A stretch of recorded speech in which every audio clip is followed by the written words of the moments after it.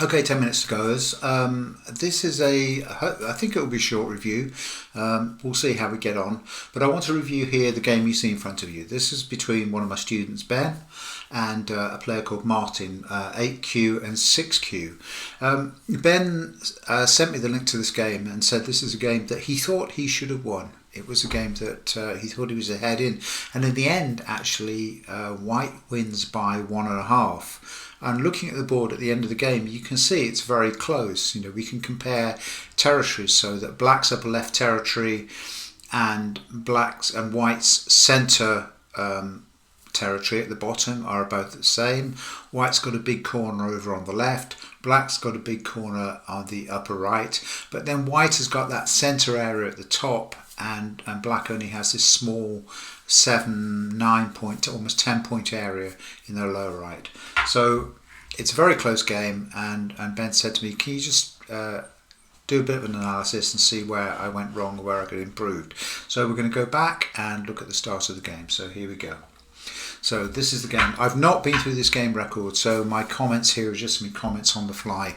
It won't be an in-depth analysis, but just looking for pointers of where we can play differently. So here we go. Ben is Black, so we'll focus on the Black moves. Upper right corner 4-4, 3-4 in the upper left, suggesting a Chinese opening possibly, but we'll see. And another 3-4 mirrored on the lower side by White. Black then plays the corner enclosure on the 5-3. I can't say this is wrong, but I will give this a comment. I don't like, as a single digit cube player, particularly when I'm playing Black, to use my third move, effectively my approach move, to make points. I mean, granted, Black has made a chunk of points in that upper left corner, maybe 15 to 20 points if it's lucky, but it's actually given White first mover advantage, and then White defends on the lower side. Also, there's something worth commenting here, is that when we play a Shimari like this, and we're playing a Shimari with these two stones, it has a direction, and its direction in this case is in this direction. And the reason why is because in this direction, it is actually 1, 2, 3, 4, 5 stones high, because the stone is on the E line. But in this direction, it's only 3 stones high. You can see that, because in this direction, it's only on the third line. So if you are going to make a Shimari like this, then it's better, and I'm just going to go right the way back to the game and clear those marks and go back. If you do want to make that Shimari, then for Black, it would have been better for Black to have played this move, and then say White plays this move, and then Black plays here. Because now Black's Shimari is actually facing out towards this stone, and this is starting to become an enclosure. This is going to draw White's attention, and White might want to try and play in here, in which case you put that stone under attack, and White's now struggling because of these kind of moves. It's a small thing, but it's a significant thing about the direction of play of a Shimari and Shimari stones. But let's go back to the game. So I think this is a bit flat. These 3 stones aren't working smoothly together at the moment. White makes this shape. It's almost, in fact it is, it's a low Chinese opening. It's odd for White to choose a Chinese opening, but Black now gets the approach, and Black comes inside. That's fine. White pins outside, and the natural move for Black here is to take the corner, but Black jumps. I think by natural move we mean this kind of Joseki. So Black, White, Black. We know that White can't Hane here because this is a trick move. It leads to this sequence where Black will get lots of points in the corner. So after this one, White comes here, Black comes here, White comes here, Black, White, Black, White, Black. And that's a reasonable exchange. And now you can see how the Black lower left corner is starting to work in a much better fashion with these two, because of those points in the corner. That's what I would have expected to see, Ben, the absolute standard Joseki. You've clearly got something else in mind, but you jump here and White jumps ahead of you. Now you've got a weak group. You've got a weak group because White has got these stones all around it, and white stones are actually making territory and your stones are just making shape. So you try and slide to the corner, which is a good move in this situation. White blocks the corner and you threaten the other side, and then you make another weak group. See, I think there's a finish. There's something about finishing here. If black pushes here, white will block, then you push here, white will connect, then you push here, and now you've got one solid eye. You give up Sente, but white will have to do something here. White will not be happy with you pushing and cutting. So if white does here, that's when you can come out here, because your left's group, the group on the DE, is now solid and stable and can make two eyes. Okay, let's go back to the game. So here, then you come here. White comes under. I would assume you would descend here. Yeah, you do. That's fine. But the group on the left, as we've talked about, isn't yet settled, and you've now got another group to work with. White harneys, you should harney. White connects, and then you make this tiger mouth jump. White comes out, but now your shape is very heavy. You've got maybe one eye in the corner, but it's white's move, and white jumps and makes a base on the left. So white's group on the left of you, on the HL O3 line, are stable and alive, and white's starting to make a base, and you've barely got one eye in the corner. So you come here, white harneys, and then you cut. White comes out, you come out, white takes, you go under. This is horrible shape by white. This is a horrible move. White should simply block on the outside like this, and if you take, then white connects on the outside and he's effectively shut you in. So this is a horrible move by white. You make eyes in the corner, white blocks here, and you quite rightly ignore and go for territory. I like that move a lot. White takes. Do you need to answer? I don't think you do, because your stones have actually currently got an exit point out here, and so this stone on the edge is too small. I wouldn't have bothered with that. I'd have played something like this as black. I'd have simply jumped out. If white had taken that, then you block and leave that ko behind, but you've squeezed out. So white has now got this very lumpy group here that has got an eye, but is a lot of stones invested for no territory, and you're starting to push out between the two groups. I don't think you should have done that, because you've given up Sente, and white uses that Sente to create another weak stone. What are you going to do here? Again, I'd be really tempted just to do something like this. This stone here has got lots of space.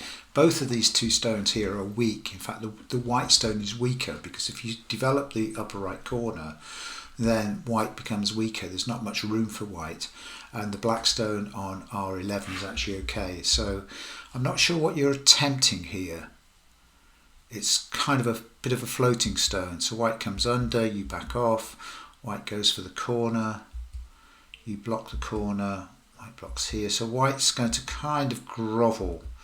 That's a good result for you, because the black stones here are weakening this white group here that's only just got one eye at the moment.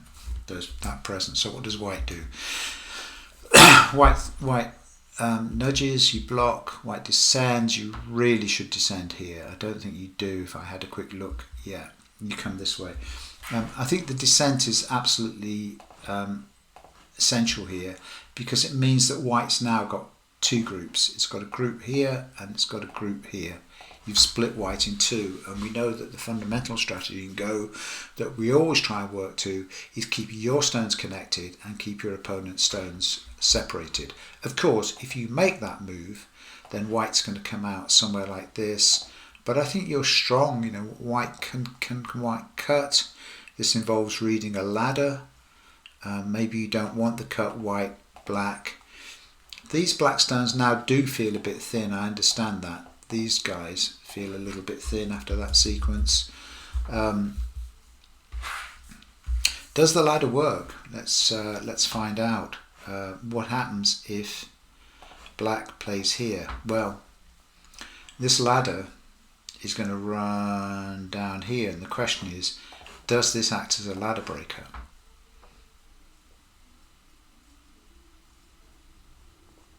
We have to read this very carefully. So let's try and put some numbers on it to read that out. White, black, white, white, white, white, white, white, white, white, white, white, white, white, white, white. I don't think it does. I don't think it breaks. And I'm just going to play the ladder out just so we can see what happens. So white, black, white, black, white, black, white, black, white, black, white, black, black, white, black, white, black, white, white, black. No, it doesn't.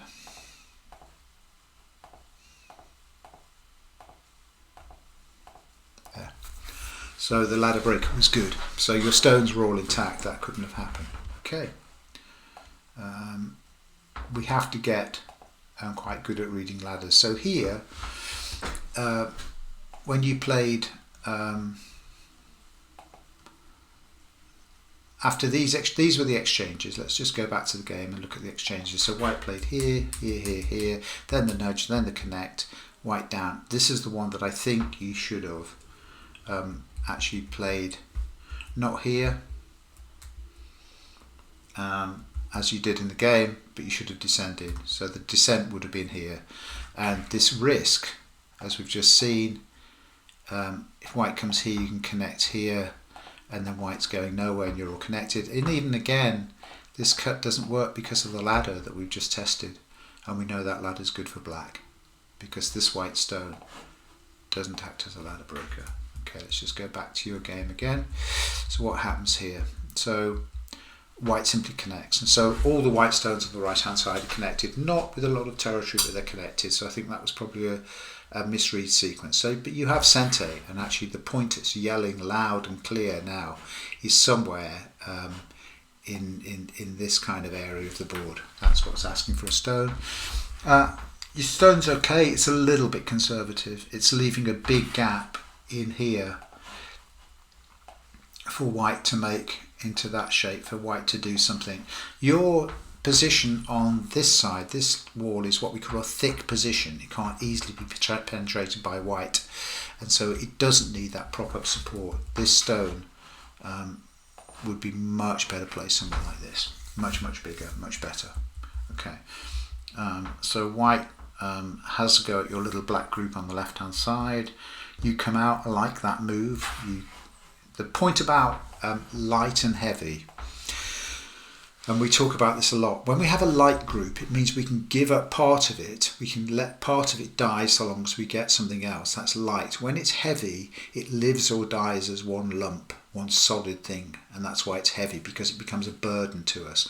And I think giving up the D2 stone, the triangulated stone, to come out is exactly the right kind of move. It's the kind of move you should be playing now as an 8Q player. So white plays here, you block to make the eye shape. White takes that stone, and you should just descend. No, this stone is not important. It's done its work. It's oops, get rid of these. This stone, the triangulated stone, has done its work now. There's no saving. This doesn't make any sense at all. This move, take that out. This move should be here. And okay, so if white takes that, you go, I don't care. I'm going to play somewhere like here. You don't need to defend that stone. Let's look at that again. So here, white comes here, and now white's connected. Can you see now how you still can't, you might be able to save this stone, but these two white stones are now connected to these guys, because if you cut, so that's, you're in the right direction again. Let's just look again. Does the black cut work? If we take that out and black cuts here, white cuts here, and the white stones are alive, and then black plays here and white descends here, you can't disconnect those white stones. If we play that the other way and white blocks here, then here, and then you play here, and again you can't disconnect those white stones. So that's why the straightforward here, the straightforward descent is the move to play there. Okay, let's keep going back to the game. You play here. I quite like your move. This black group is still weak. It doesn't have eyes at the moment, so this might be a bit ambitious. We might be better off seeing this move somewhere like here, threatening to drop down. If white protects here, then you've got some shape to your group with this kind of move. Notice white can't do this because then you get eyes, and so you start to build eyes around your group. So I think this is okay. White comes out.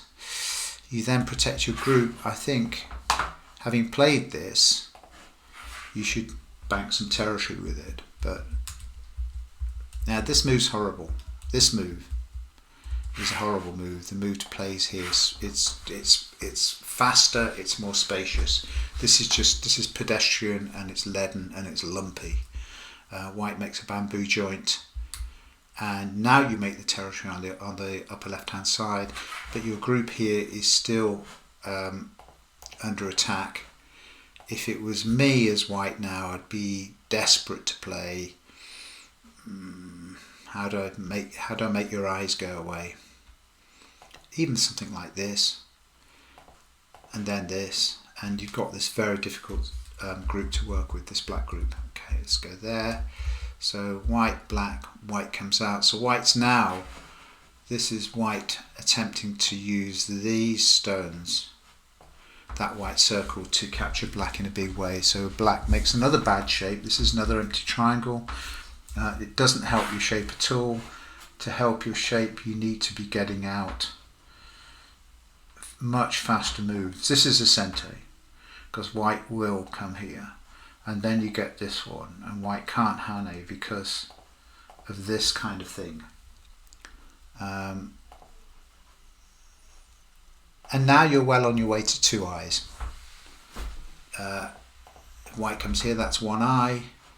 White comes here, that's a second eye. White does this. You're back on an eye again. But you can see this white's now being outmaneuvered by black.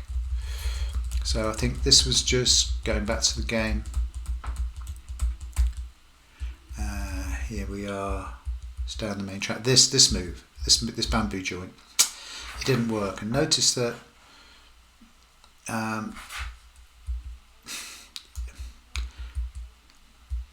white wedges, and white's just taking your shape away, and now you're having to run and run and run, and then you get out. Actually, white lets you out, and I have to take a lot of that back. You've managed to get out, and white's now looking like it's floating.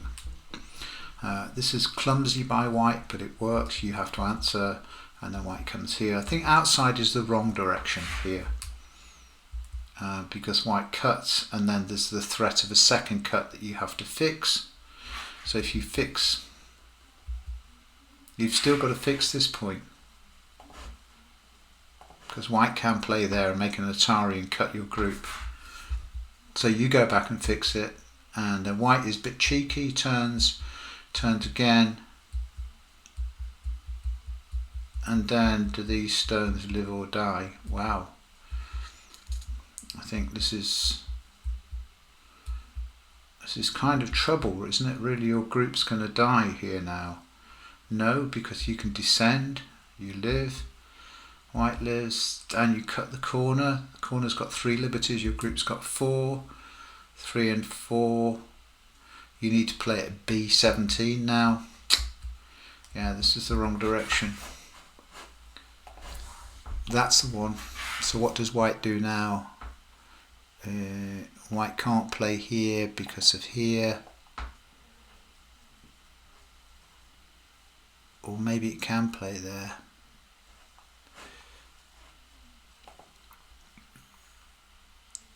I think this here, yeah, because white then, this doesn't work. Black's got 3 and white's got 2. This, this, white dies. What about if you do that and white does this, this, this? Well, here you get the corner, but white lives. So there were some choices there. Okay, what happened in the game? You made this shape, white descended, you got white down to 3 liberties, now you're in Atari, you connect.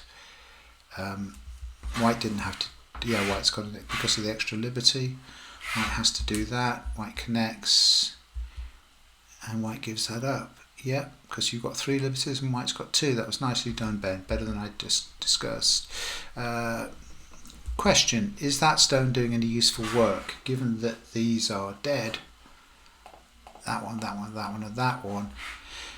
Would an Atari then matter? No, I don't think it would. And actually the move here is something like taking the base out of white's group and killing that group there.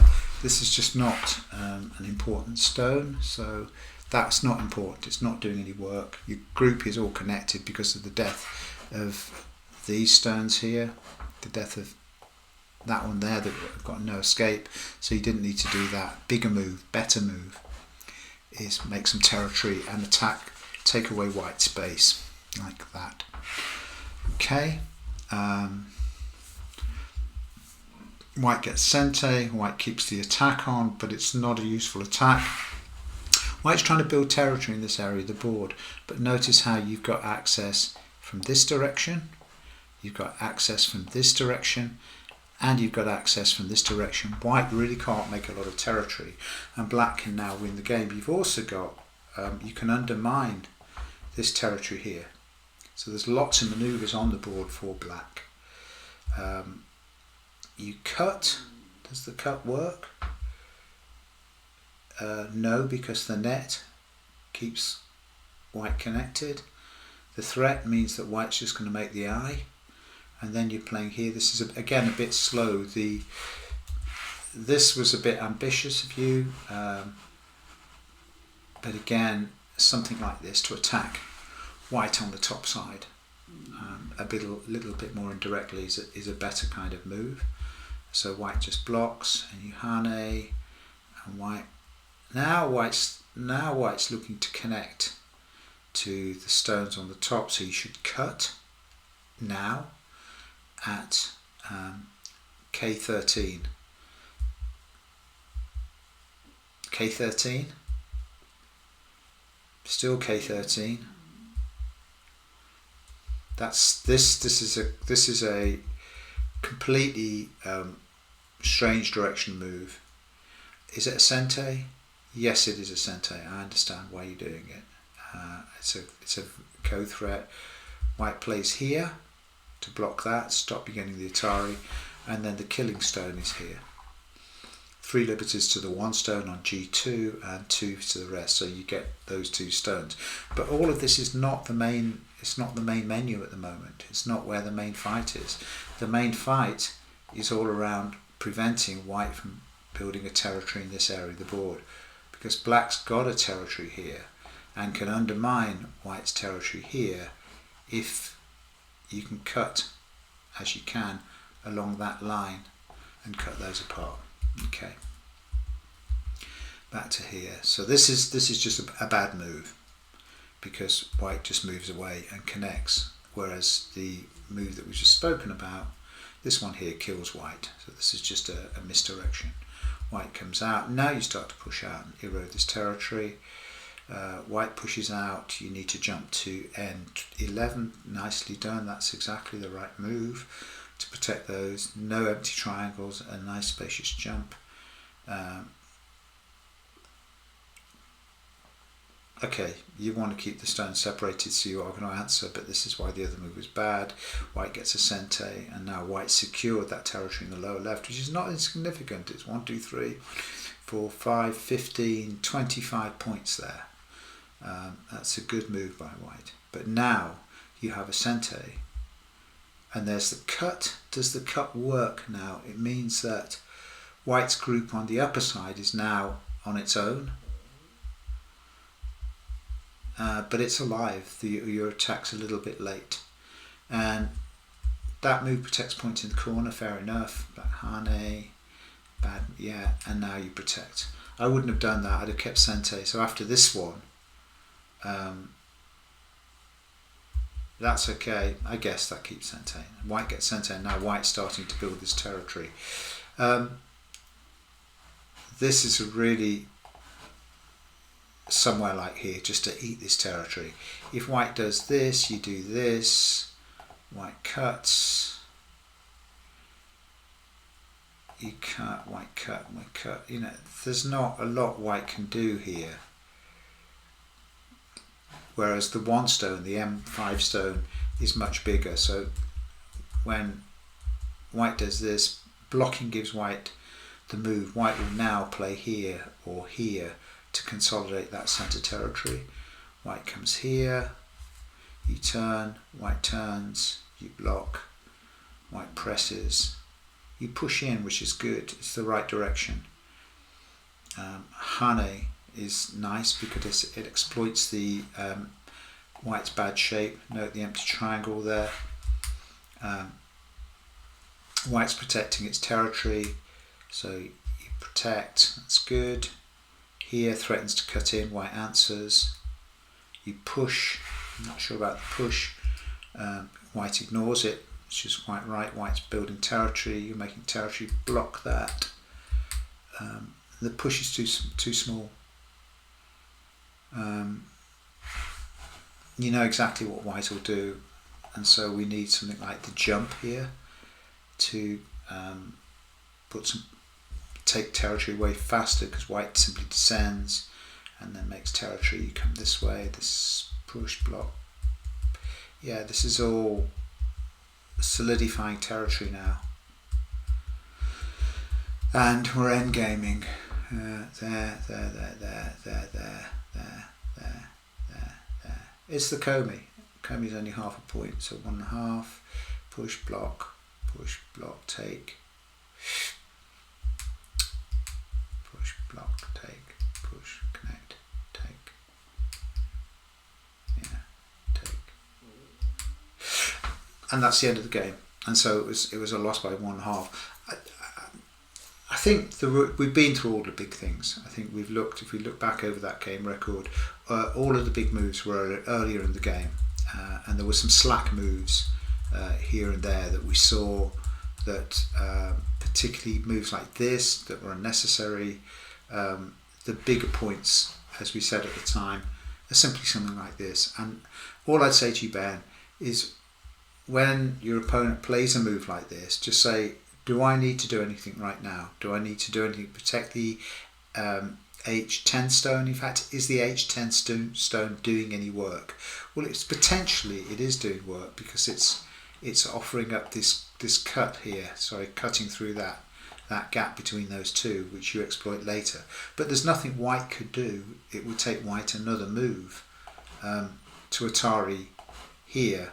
So why not use your opportunity to make some more points and make the game easier, either there or indeed somewhere like breaking into this territory, or breaking in from this kind of side to reduce that. So it's these kind of little small moves that will make the big difference to your game. Okay, I'm going to stop there because I didn't want this to be too long. I hope that's useful. I hope that helps give you some insights.